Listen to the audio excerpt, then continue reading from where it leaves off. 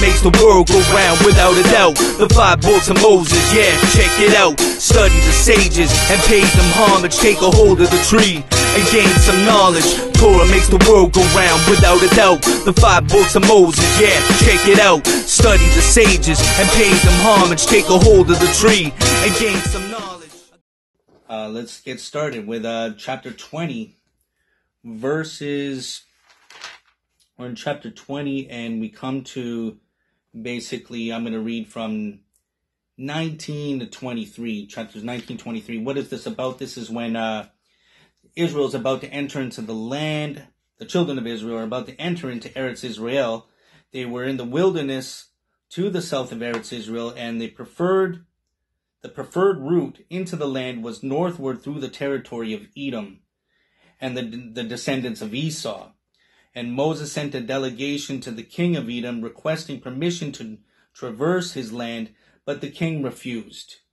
And what's interesting is I was going through this, and the HACHAIM commentary says something quite amazing that made me think of other passages and other thoughts of connecting it all with the sages and what is really going on here. So when it reads here in verse 19, it says, "Then the children of Israel said to him, we shall go up on the highway, and if we drink your water, I or my flock, I shall pay their price.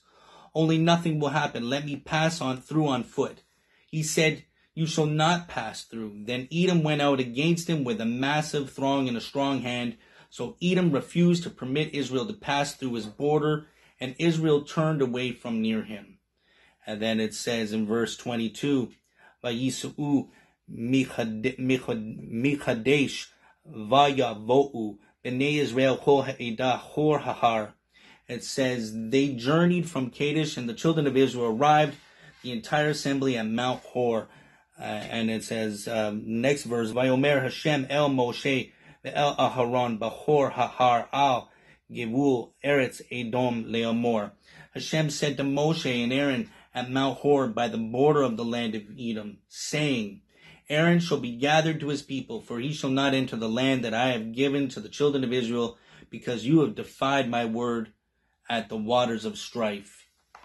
So the HACHAIM begins to explain that Aaron's death is associated with the waters of strife, but then he says, but what's going on? It's tying with Edom, and basically he says here, according to the approach, it becomes clear that Hashem was commanding Moshe to tell the Jewish people this very point. He alluded to the statement because of the border of the land of Edom. Edom is associated with wickedness, especially that their association with the wicked Edom is what caused the passing of the righteous Aaron. And so he ties the death of Aaron with this. And he goes on to a remez. And he says, following the approach of the remez, we may explain that the verse is based on the teaching that Aaron will rise to life together with Moshe to lead the Jews at the time of the future redemption.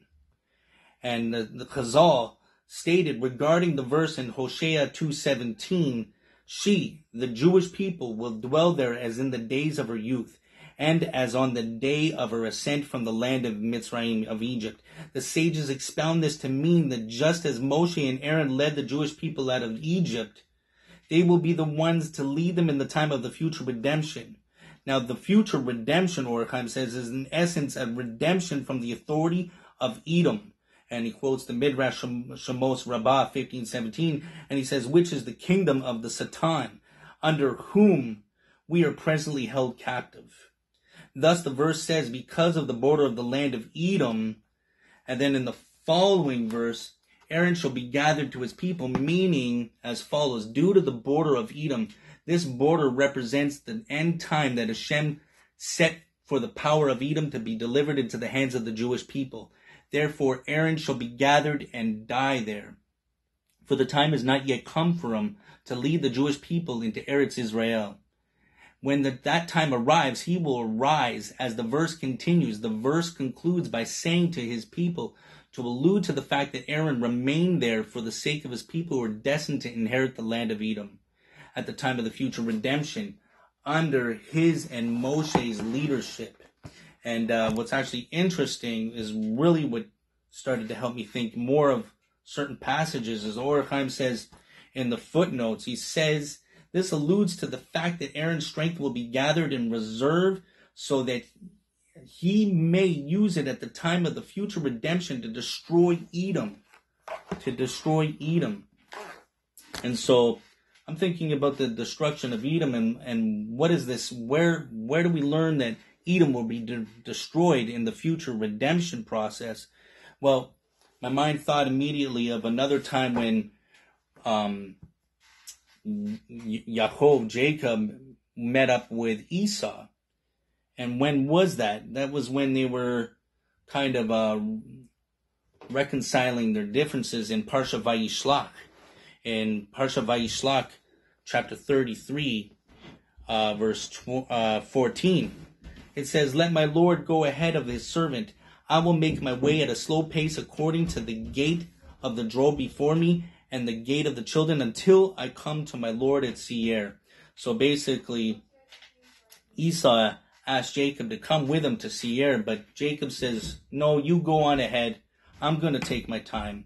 And in the commentary, Rashi actually says that it explains that the sages say that Jacob was alluding to the end of days when Obadiah 121 prophesied Jacob's descendants will come to Mount Seir to render judgment against Esau's descendants. And I thought more about this, and what else have I learned about Edom and Esau and the destruction?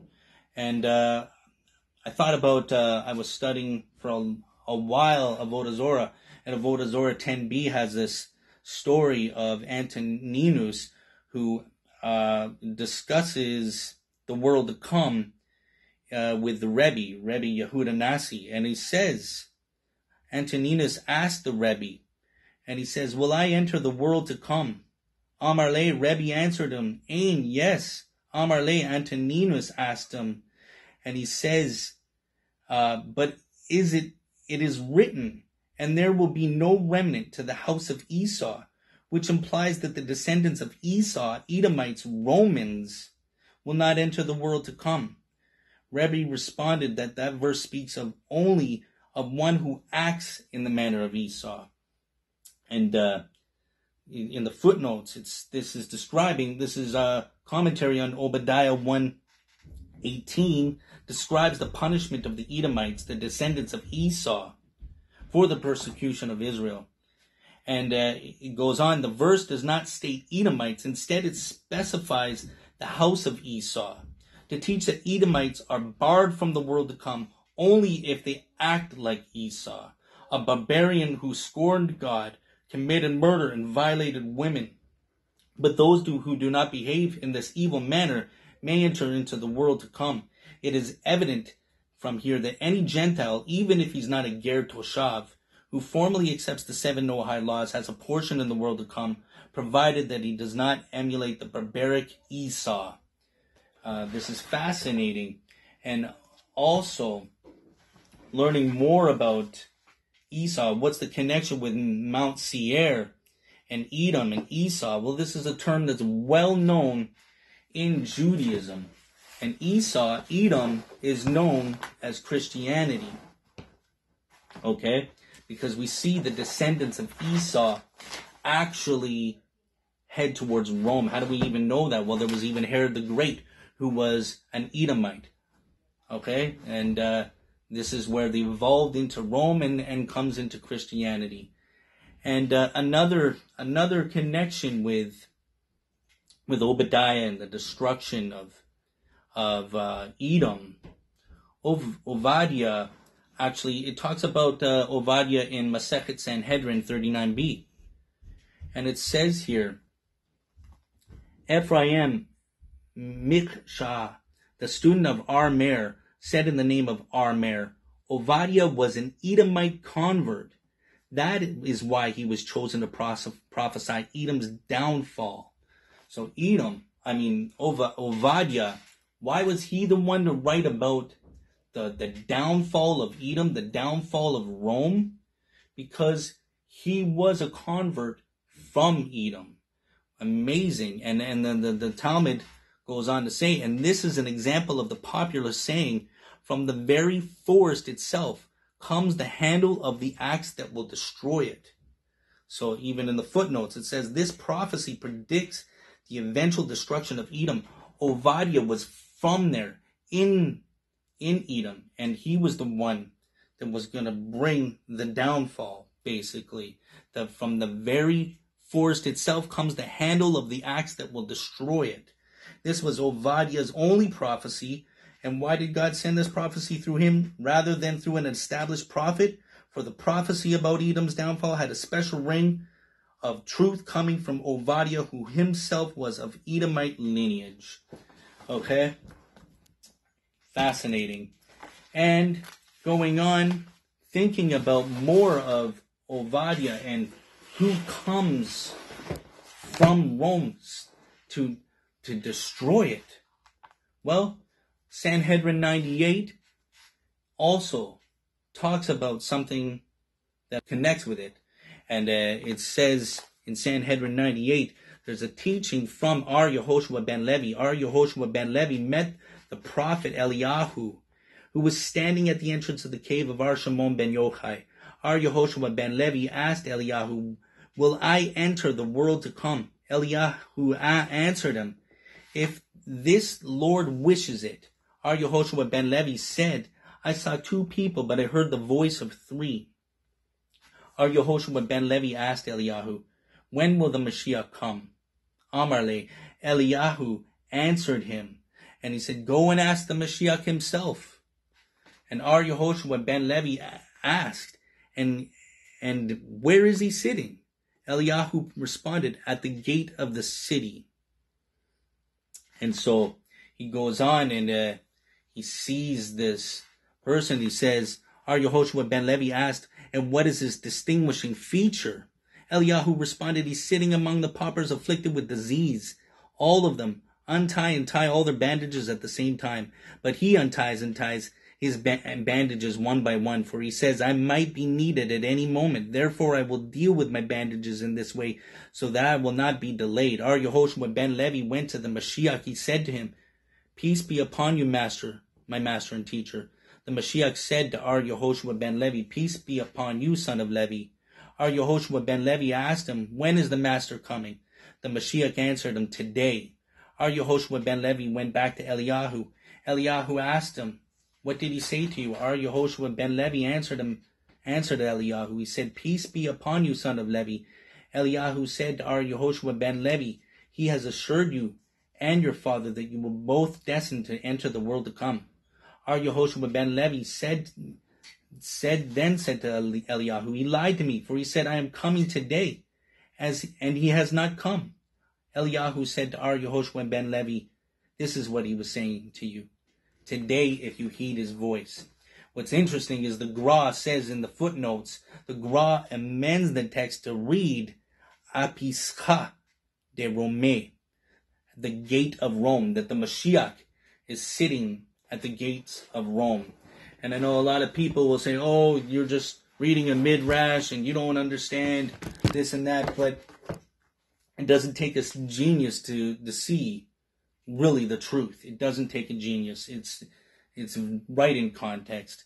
And not only that, about the gates of Rome, even there's another place in Yeshayahu 63:1, Isaiah 63:1. It says also about Edom, who is this who comes from Edom? And the RAMCHAL and the Secrets of Redemption says, who is this that comes from Edom? This is the Zedek, and he is Mashiach ben Yosef, who's covered, and he will tread. It says, beware, after the Shekinah rests in its place, the Mashiach ben Yosef will return. See, just as Israel is in exile, so is the Mashiach. And just like Moshe, who was in exile in Egypt, he was raised out in Egypt. He was obviously Jewish, but He was with the Egyptians. He looked Egyptian. And he was out in exile. He wasn't even in Israel. He was in Egypt. And Yosef was sold to the Goy. And his brothers did not recognize him. He even changed his appearance. He looked Egyptian, but he was kosher in the inside. But his brothers didn't even recognize him. His name was changed, everything. And so, even when the sages talk about David, it says he looks like Esau, but he has the eyes, beautiful eyes, meaning he was kosher. He was on the level with the Sanhedrin. He was completely with following the Torah. But this is the secret to the Mashiach. He's unrecognizable. He's not looking, everyone's not expecting to what he's supposed to be. This is Mashiach. And even in the same book, in Secrets of Redemption, it says that the Mashiach ben Yosef, if the generation is unworthy, then he will have to die. And in death, he will elevate them. And if the generation is worthy, then even without his dying, he will elevate them. So this is all about the destruction of Rome. He's not really in Rome, but he's at the gates. And you see, this is the secret, that the Shekinah, the Mashiach, is even in exile. He suffers, and we are supposed to redeem him because he is with the Goy, and we're supposed to set him free. And this is how Rome will be destroyed. It's going to fall apart, and the truth will be in the center, which is Jacob. And so I thought that was very fascinating of how it all talks about Obadiah and all of these things. And even in Parsha Kukas, we also talk about the Nachash, that the serpents biting the children of Israel. And what do? They put the snake, the serpent, on the pole, and they gaze up. The Ramban says that, how do you cure yourself from a snake bite? From the same venom that was injected, that bit onto the people, you inject in the same venom as a counter, meaning that they're healed by the same thing that afflicted them. And the Nakash is 358 in numerical value, the same as Mashiach. And so he may look unholy, he may look like a serpent, but he's really the holy snake. And this is the Mashiach. Torah makes the world go round without a doubt. The 5 books of Moses, yeah, check it out. Study the sages and pay them homage. Take a hold of the tree and gain some knowledge. Torah makes the world go round without a doubt. The 5 books of Moses, yeah, check it out. Study the sages and pay them homage. Take a hold of the tree.